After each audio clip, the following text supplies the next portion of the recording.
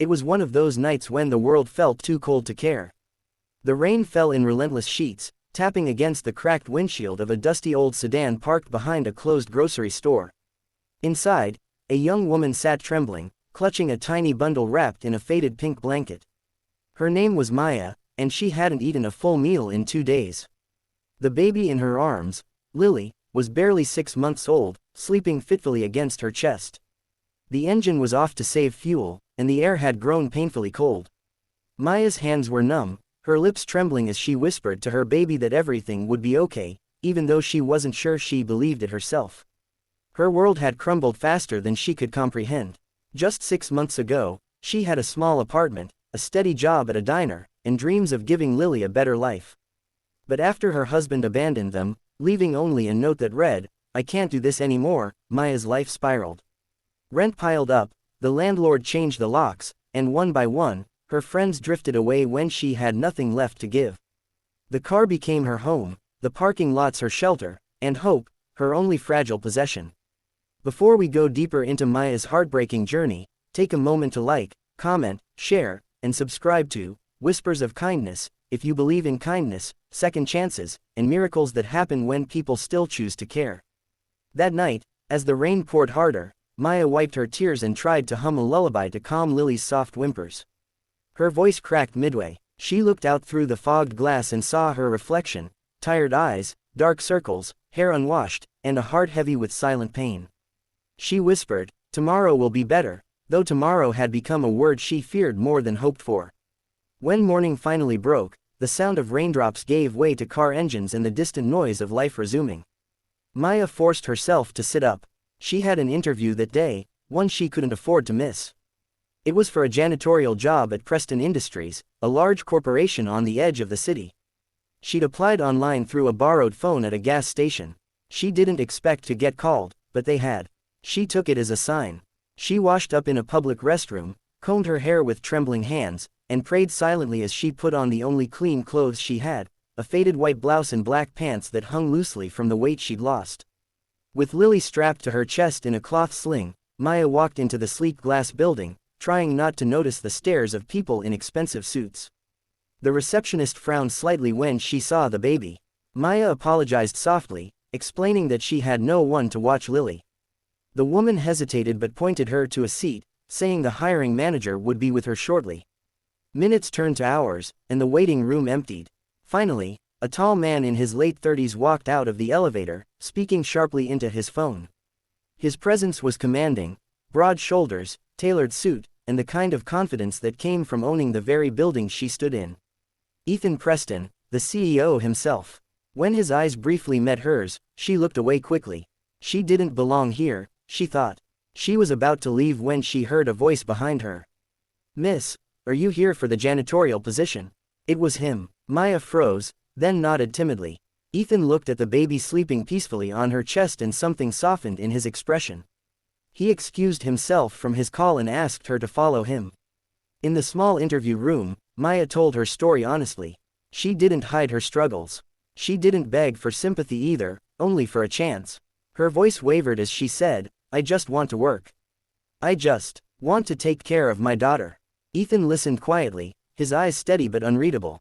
When she left, she expected nothing. That night, Maya went back to her car, exhausted and unsure. The rain had returned, and the chill crept into the metal frame. She rocked Lily gently, whispering promises she had no way of keeping. As she drifted into uneasy sleep, headlights illuminated her car. She sat up, startled, clutching Lily tightly. Then came a knock on the window. She hesitated, wiping the fogged glass with her sleeve. Standing outside in the rain was Ethan Preston. He held an umbrella, water dripping from his coat, but his expression was gentle. Maya quickly rolled down the window, confused and embarrassed. "Mr. Preston, what are you?" she began, but her voice broke. "I came to give you something," he said, handing her an envelope. Inside was an employment contract, and a key. "That's for the small apartment unit our company owns near the building. It's part of our staff housing.